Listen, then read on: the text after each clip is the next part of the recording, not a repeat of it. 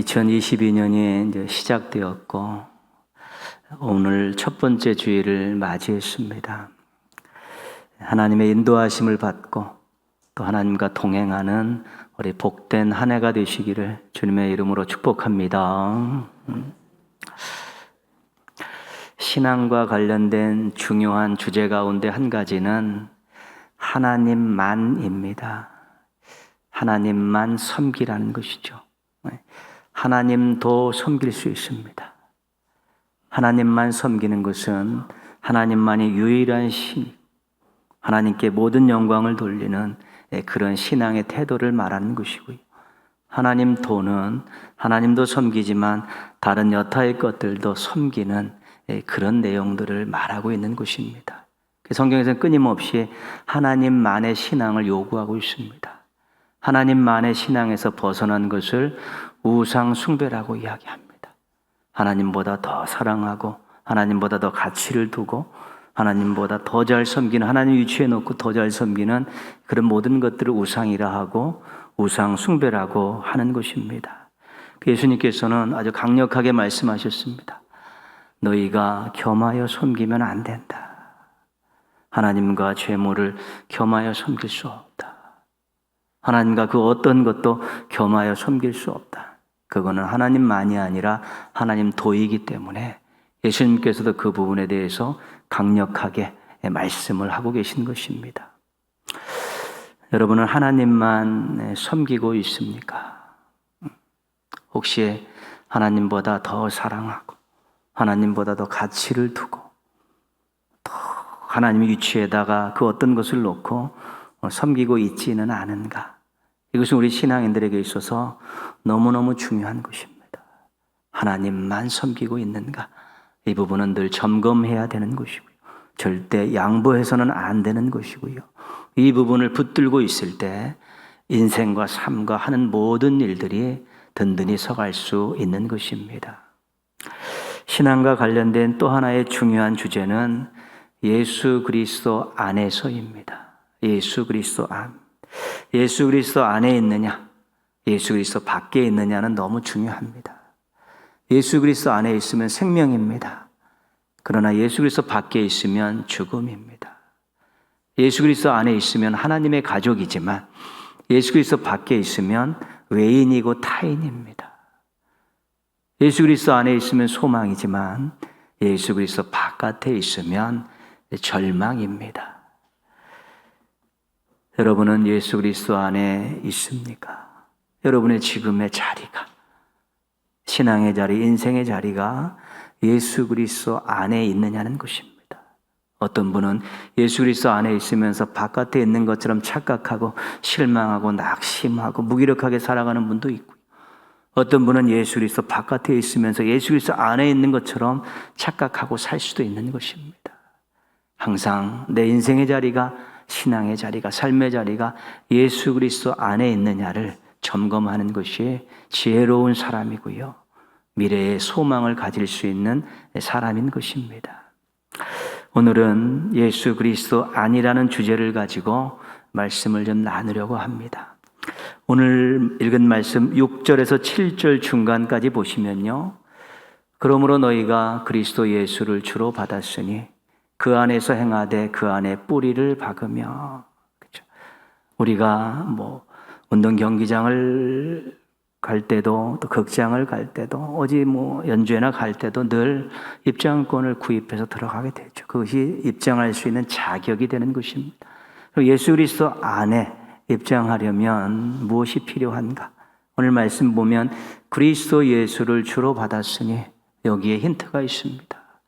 예수님을 자기 마음속에 주인으로 영접한다. 예수 그리스도를 자신을 구원할 구세주로 믿는다는 것입니다. 그 예수 그리스도 안에 들어갈 수 있는 유일한 조건은 바로 믿음입니다. 믿음이 있을 때 예수 그리스도 안에 자리를 잡을 수 있는 것입니다.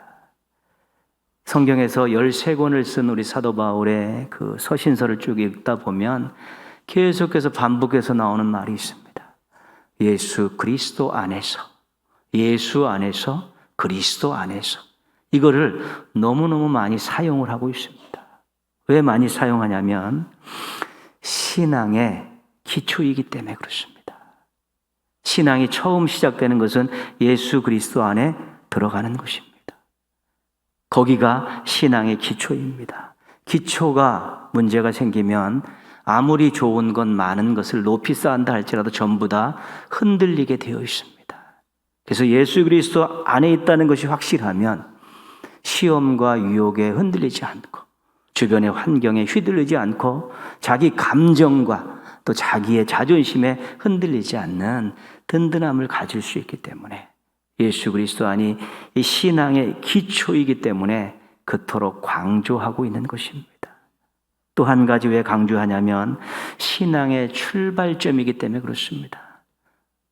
여러분이 교회 나온 거 말고 정말 예수 그리스도를 구주로 영접한 우리 신앙이 출발될 때 어떤 마음이었습니까? 감사와 감격이었습니다. 신앙의 출발은, 예수 그리스도를 영접한 신앙의 출발은 감사와 감격이었습니다. 근데 우리가 그때는 주님 뜻대로 살겠다고 눈물 콧물 하고 흘리고 더 결단하고 막 말씀도 하루에 몇 장씩 읽고 막 기도도 막 많이 하고 그러다가 이제 그런 감격들을 자꾸 잊어버려가지고 언제 그랬냐는 듯이 그렇게 살아가는 또 연약한 모습을 보일 때도 있는 것입니다. 그러나 예수 그리스도 안에 있다는 것을 다시 한번 확인하게 되면 내가 정말 감사와 감격으로 시작했었는데 감사와 감격을 잊어버리지 말아야겠다라는 생각을 가지며 신앙의 생명력들을 유지할 수 있게 되는 것입니다. 그래서 예수님 안에 있다는 것이 그만큼 중요한 것입니다. 자리를 잘 지켜야 합니다. 하나님께서 우리에게 주신 이 예수 그리스도 안이라는 이 자리는 귀한 자리입니다. 아무나 들어갈 수 있는 자리가 아닙니다. 복된 자리입니다. 여기에는 생명이 있고 풍성함이 있는 자리입니다. 건강한 믿음은 무엇인가를 특별히 잘하는 것이 아니라 자리를 잘 지키는 것입니다. 자리를 잘 지키고 무엇인가를 해야지 자리를 안 지키고 무엇인가 특별한 일을 해서 누군가에게 인정받고 사랑받으려고 하고 칭찬받으려고 하다 보면 대부분 나중에는 허무한 마음 때문에 괴로운 시간을 보낼 수밖에 없습니다. 자리를 잘 지킨다는 것은 기본에 충실한 것입니다. 모든 일이 그렇습니다. 기본에 충실한 것이고 그 기본은 매일매일 점검하면서 자리를 잘 지켜야 되는 것이지요. 신앙의 기본은 무엇입니까?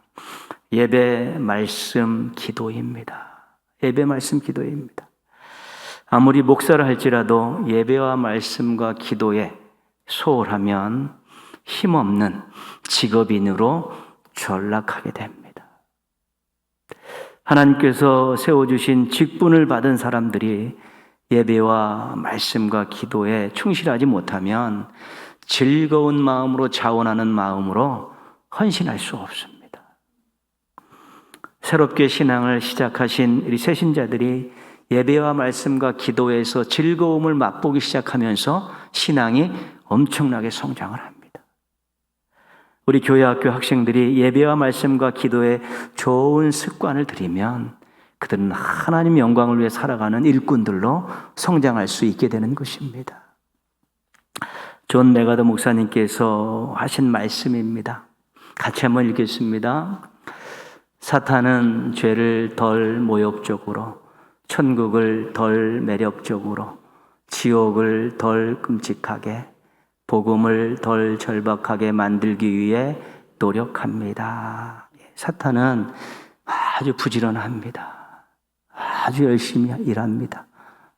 이것은 우리가 이것만 본받아야 됩니다. 정말 그렇습니다. 근데 하는 일이 이거 엄청나게 엉뚱한 일이기 때문에 그렇지 정말 노력합니다. 성도들을 무관심하게, 성도들을 둔감하게, 성도들을 게을르게 만드는 일에 열심입니다. 성도들이 가지고 있는 그 가치 있고 매력적인 것들을 정말 형편없이 이해하도록, 그렇게 평가하도록 낮추죠. 그래서 헌신짝처럼 버릴 수 있도록 무관심하고 둔감하고 게을러지게끔 끊임없이 공격하고 노력하고 도전하는 것이 바로 사탄이 하는 일입니다. 예배에 무관심하게 되고 말씀에 둔감해지고 기도에 게으러지면 우리가 이런 것들을 영적 무관심, 영적 게으름이라고 합니다. 그리고 영적 무관심, 영적 게으름은 헤어나오기가 참 어렵고 오랜 시간이 필요하고 옆에서 누군가 많이 도와줘야 되는 것입니다. 자신도 모르게 이렇게 젖어들었기 때문에 그렇습니다. 그냥 한 방 딱 맞고 쓰러지면 오뚜기처럼 일어나면 되는 것인데 천천히 우리를 그렇게 영적인 무기력한 상태에 빠르게 되면 힘들죠. 나중에는 그냥 대충대충 신앙생활하는 것이 당연하고 말씀대로 살지 않는 것이 당연하고 또 죄를 짓는 것이 즐거워지는 이런 상태까지 이르게 되면 그때는 정말 성도들이 패배자로 전락할 수밖에 없는 것입니다. 지금도 그러시겠지만 올 한 해도 예배를 사모하고 즐거워하십시오. 말씀을 귀히 여기고 가까이 하십시오. 기도를 자주 하고 응답을 기다리십시오. 이 정도의 태도만 가지고 있어도 우리는 그리스도 안에 머무는데 이상이 없습니다. 예수 그리스도 안에서 누려야 될 평안과 소망을 얼마든지 맛볼 수 있고 그것들 때문에 인생을 더 풍요롭게 살아갈 수 있게 되는 것입니다. 믿음으로 입장한 예수 그리스도 안이라는 이 복된 자리를 기본에 충실하면서 잘 지키시기를 바랍니다. 그런데 예수 그리스도 안이라는 이 자리는 지켜서만은 안 되는 자리입니다. 이 자리에서 성장해야 합니다. 이 자리는 생명이 있기 때문에 그렇습니다. 오늘 말씀 7절 아까 읽은 말씀 다음에 보시면 세움을 받아 교훈을 받은 대로 믿음에 굳게 서서 감사함을 넘치게 하라. 세움을 받다, 굳게 선다, 넘치게 한다. 이게 모두가 성장을 가르치는 표현들입니다. 뿌리를 내려 자리를 잡았으면 성장해서 열매를 맺어야 된다는 것입니다. 우리 성장의 여러 가지 많은 증거 중에 대표적인 것이 감사입니다. 무엇을 보더라도 감사가 나오면 신앙이 그리스도 안에서 잘 성장하고 있는 것입니다. 물론 우리가 무엇을 보든지 또 마음에 들지 않는 것도 있고 또 불평할 수 있는 것들도 있지만 그래도 자세히 살펴보면 그런 안 좋은 것들 중에서도 우리 하나님의 은혜가 있고 또 그것이 잘 되면 소망으로 바뀔 수 있다라는 그런 긍정적인 시각들을 가지고 보면서 우리가 감사를 잘 이렇게 키워나가면 불평할 때보다 감사할 때 훨씬 더 변화의 폭이 커질 수 있습니다. 그렇습니다. 그 성숙이라는 것, 성장이라는 것이 그만큼 힘이 있는 것입니다. 성경에서 택한 백성과 우리 성도들을 나무에 비유해서 설명하곤 합니다. 구약에도 그렇고 신약에도 그렇죠. 나무에 비유하면서 신앙의 교훈을 우리에게 주고 있습니다. 우리가 잘 알고 있는 시편 1편 3편입니다. 그는 시냇가에 심은 나무가 철을 따라 열매를 맺으며 그 잎사귀가 마르지 아니함 같으니 시냇가라는 자리에 심겨있는 나무가 있다는 것이죠. 근데 그 나무는 잎사귀가 아주 청청하죠. 푸르고 그리고 열매들도 많이 맺는다는 것입니다. 나무죠. 근데 그 앞에 보시면 그는 이렇게 돼 있죠. 사람을 비유한 거지 않습니까? 2절로 내려가시면 오직 여호와의 율법을 즐거워하여 그의 율법을 주야로 묵상하도다. 그래서 하나님의 말씀을 즐거워하고 그 말씀대로 살려고 노력하는 그 사람이 시냇가에 심긴 나무와 같다는 것입니다. 그래서 성도는 신앙의 자리에서 말씀에 충실해야 된다는 것입니다. 그래야 성장할 수 있는 것입니다. 말씀 위에 서 있는 신앙이 성장을 이룰 수 있습니다. 말씀 없이 성장할 수 있습니다. 그러나 오래가지 못합니다. 든든하지 못하고 그 성장이 알차지 못하기 때문에 흔들리기 십상입니다. 말씀은 양식이고 말씀은 능력이기 때문에 그 말씀에 의해서 성장이 될 때 든든한 신앙이 될 수 있죠. 그래서 우리가 신앙의 자리 그리스도 안에서 말씀 신앙을 잘 유지하고 있어야 된다는 것입니다. 그 미국 농담에 그 거북이 교인이라는 말이 있습니다. 거북이 교인. 새는 9일, 개는 20일, 거북이는 500일, 뱀은 800일. 안 먹고 살 수 있는 기간입니다. 아무것도 안 먹고도 그렇게 살 수 있다는 것이죠. 그러니까 성도들이 말씀 없이 1년 넘게 살 수 있다는 것입니다. 육신적인 일에 지장 없지요. 그러나 말씀을 안 먹고 살아가는 그런 거북이 같은 교인이 되면 이제는 정말 성장이 없는 것입니다. 말씀 없이 사는 성장 없는 성도는 우리들이 경계해야 되는 것입니다. 성장이 없으면 얼마나 답답한지 모릅니다. 본인도 답답하고 주변에서도 좀 답답하고 그렇습니다. 예레미야 17장 8절 말씀입니다. 같은 그 비유인데요. 같이 한번 읽겠습니다. 그는 물가에 심어진 나무가 그 뿌리를 강변에 뻗치고 더위가 올지라도 두려워하지 아니하며 그 잎이 청청하며 가무는 해에도 걱정이 없고 결실이 그치지 아니함 같으리라. 이 나무가 물가라는 자리에 자리를 잡으면 뿌리, 잎, 열매 이 모든 데에서 참으로 아름답고 실한 것들을 맺을 수 있게 된다는 것입니다. 근데 그 앞에 보시면 그는 그래서 사람을 이야기하는 비유입니다. 7절 말씀으로 내려오면요.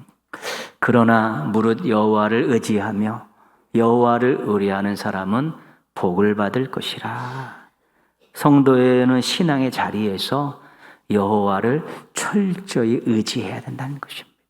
말씀 신앙과 더불어서 의지 신앙을 강조하고 있는 것입니다. 우리가 잘 알고 있습니다.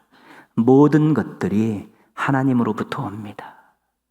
모든 것들을 우리 하나님께서 주관하시고 책임져 주십니다.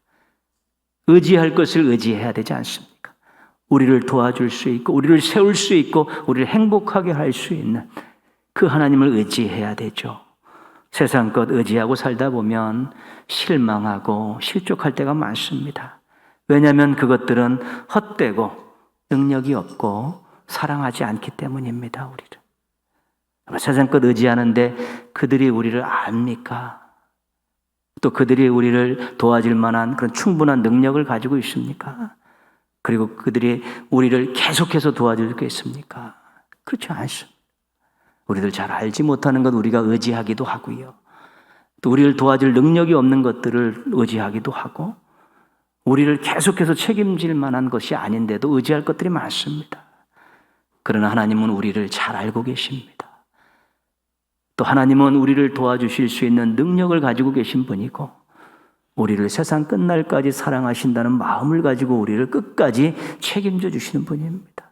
의지할 것을 의지해야죠. 의지할 것을 잘 의지하고 우리 하나님을 의지할 때 우리 하나님의 계속되어지는 공급에 의해서 우리의 필요가 채워주고 또 그러면서 우리가 아름답게 성장할 수 있게 되는 것입니다. 엉뚱한 것 의지하는 성도는 헛고생 성도입니다. 헛고생 성도 되지 말아야 되는 것이지. 그 많은 시간과 힘을 거기다 다 쏟았는데 껍데기입니다. 그럼 헛고생한 것이죠. 우리를 잘 아시고 우리 능력이 있으시고 우리를 끝까지 책임지시는 그 하나님을 의지하라는 것입니다. 나무에서 시냇가라는 물이 많은 자리는 아주 좋은 자리입니다. 나무에겐 최적의 자리죠. 성도에게 예수 그리스도 아니라는 자리는 정말 복된 자리입니다. 이곳에서 어떻게 노력하느냐에 따라서 모든 것들이 달라지는데 오늘 하나님 말씀은 말씀 신앙, 의지 신앙을 준비하라는 것이죠. 말씀 중심, 하나님 의지하는 그 두 가지냐 하면 그 안에서 예수 그리스도 안에서 얼마든지 성장할 수 있고 누려야 될 것들을 다 누리며 살아갈 수 있게 된다는 것입니다. 예수 그리스도 아니라는 이 자리에서 말씀 신앙, 의지 신앙 잘 관리하셔서 성장의 역사를 이루시기를 주님의 이름으로 부탁드리겠습니다. 우리가 성장은 여러 가지 모습으로 나타납니다. 생각이나 가치관이 바뀌는 것도 있고요. 우리 언어가 바뀌기도 하고 우리 삶의 태도나 모습들이 바뀌면서 여러 가지 모습들로 나타납니다. 예수 그리스도 안에서 이런 성장을 경험하지 못하면 신앙생활 오래 하기 어렵습니다. 성장이 없으면 재미가 없습니다. 성장이 없으면 매력도 없습니다. 성장이 없으면 신앙 안에서 가치를 찾지 못하고 의미를 발견하지 못합니다. 여러분, 재밌는 일에 투자하게 되어 있고요. 그렇습니다. 의미 있는 일에 우리가 투자하게 되어 있고요. 매력 있는 일에 관심을 갖게 되어 있는 것입니다. 근데 자기가 하는 신앙이 재미도 없습니다. 매력도 없습니다. 의미도 찾을 수 없습니다. 그럼 권태롭죠. 그러다가 이제 무슨 일 하나 생기다든가 또 삶에 어려움이 생기다든가 이러면 신앙에서 뒷걸음질 치기 시작하는 것입니다. 그리스도 안에 들어와 있는 것 중요하고 감사한 일이지만 그 안에서 성장하지 않으면 오래 가지 않아서 뒷걸음질 치고 주저앉는 일들이 생기는 것입니다. 매년 교회마다 얼마나 많은 사람들이 왔다 가는지 모릅니다. 등록하고 왔다 간 사람들 많습니다. 그 사람들이 전부 다 남아있었으면 벌써 복음화 됐습니다.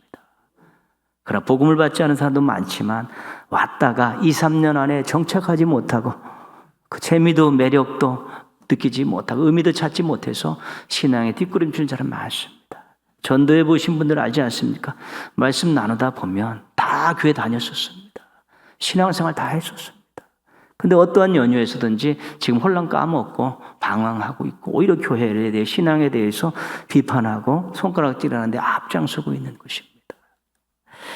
골로새서를 보면 사도 바울이 많이 사용한 말이 있습니다. 특별히 그 사람들에게 성도들과 일꾼들에게 붙여서 사용한 말이 있는데 어떻게 보면 이것은 최고의 찬사일 수 있습니다. 이 말이 예수 그리스도 안에 있는 증거가 되기 때문입니다.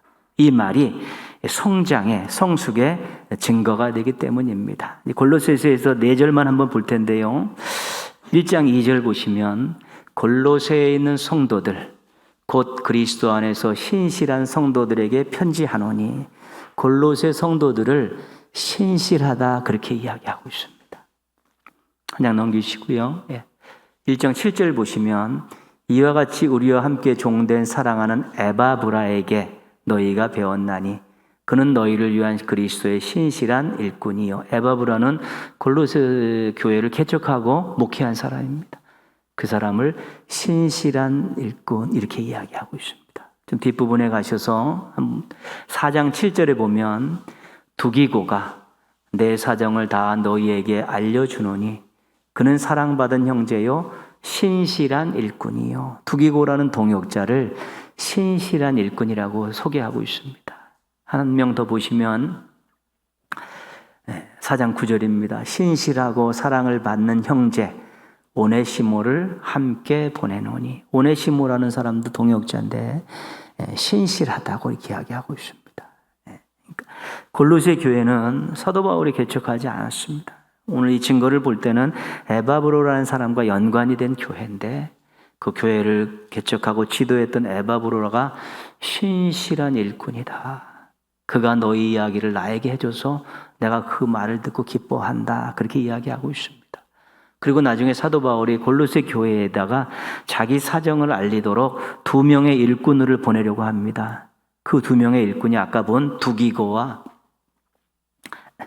오네시모라는 사람인데 신실한 사람들을 선발해서 골로새 교회로 보내고 있습니다. 그리고 골로새 교인들을 너희들은 참 신앙생활 잘하는구나. 너희들은 신실한 성도들이다. 그렇게 이야기해 주고 있습니다. 신실하다는 것은 믿을만하다는 것입니다. 맡겨도 좋다는 것입니다. 뭘 맡겼을 때 믿을만하다는 것입니다. 특별히 주님의 일을 맡길 때 신실하다 이야기하면 맡길만 하다는 것입니다. 아주 그냥 일꾼들에게 있어서는 최고의 찬사고 또 성도들에게 있어도 신실하게 신앙생활하고 있다 그러면 책임감 있게 신앙생활하고 있다고 봐도 되는 것입니다. 사도 바울이 1차 전도 여행 때 바나바와 바나바의 조카인 마가 요한을 데리고 함께 동역을 했습니다.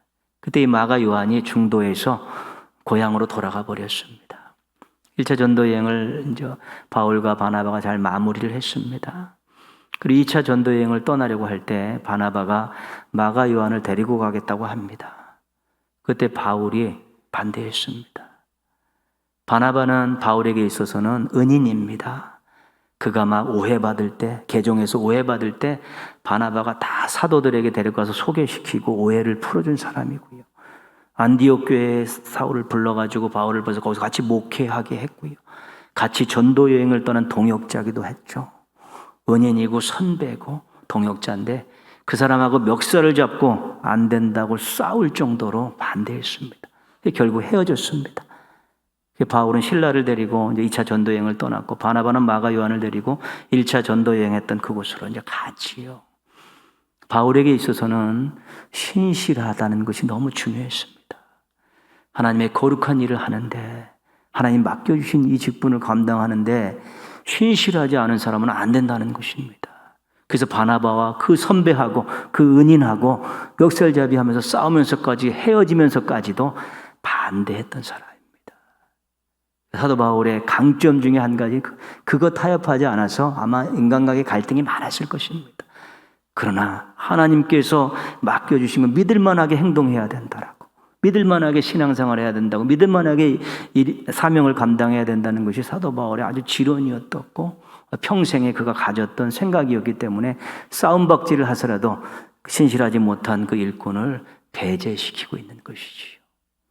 그러나 나중에 마가 요한이 이제는 신실해졌는지 말년에 가면 내 아들 마가 이렇게 이야기합니다. 나의 동역자 마가 막 이렇게 이야기하는데 이 마가 요한이 중간에 이렇게 좀 신실하게 변화되니까 이제 뭐 아들과 같이 막 동역자와 같이 대우해주는 모습을 보게 됩니다. 금년도 여러분들 어떤 계획들을 가지고 기도하고 계신지 모르겠습니다. 한 가지만 추가하기는 신실함을 놓고 기도하셨으면 좋겠습니다. 하나님 보실 때 맡길만 하다는 신실함입니다. 교회가 맡겨놓고 걱정하지 않는 신실함입니다. 동역자가 함께 일하는 것이 너무 든든한 신실함입니다. 성도들이 본받고 싶은 신실함입니다.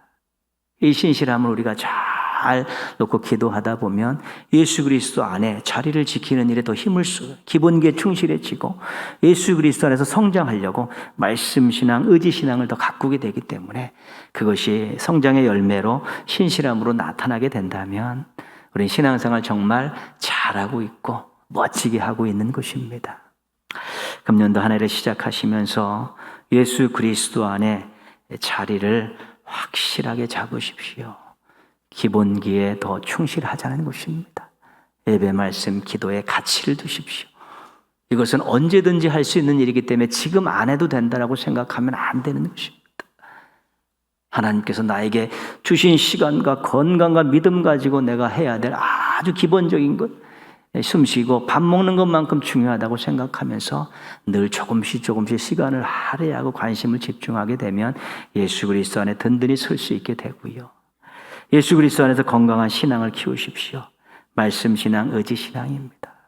말씀대로 살려고 몸부림치는 사람에게 설 수 있도록 도와주시고 하나님을 의지하는 사람에게 정말 필요한 것들을 공급해 주시는 것이 우리 하나님이시기 때문에 특별히 영적이고 믿음적인 것들, 심성적인 것, 마음 품는 것, 생각 이런 부분들을 좀 많이 기도하셨으면 좋겠습니다. 뭐 생업도 중요한 것이죠. 여러 가지 우리가 해야 될 일도 중요하지만 자기 안에 일어나는 이런 영적인 부분들을 아주 풍성하게 해달라고 하나님을 의지하고 기도하다 보면 새로운 변화를 경험할 수 있게 되는 것입니다. 그래서 예수 그리스도 안에서 신실함이라는 우리 작은 열매들을 맺으시고 그 성장의 증거를 가질 수 있으면 여러분들은 하나님께 든든한 일꾼이 될 수 있고 우리 동역자들에게는 참으로 즐거운 또 일꾼이 될 수 있고요. 우리 성도들에게는 또 행복한 또 함께 있고픈 그런 성도가 될 수 있게 되는 것입니다. 2022년을 시작하면서 자리 지키기, 자리에서 성장하기에 힘을 쓰겠다고 한번 작정하고 기도하시기 바랍니다. 그리고 노력하시길 바랍니다. 신실함이라면 열매를 맺어서 행복하게 당당하게 금년도 한 해를 살아가는 성도들 되시기를 주님의 이름으로 축원합니다. 기도하겠습니다.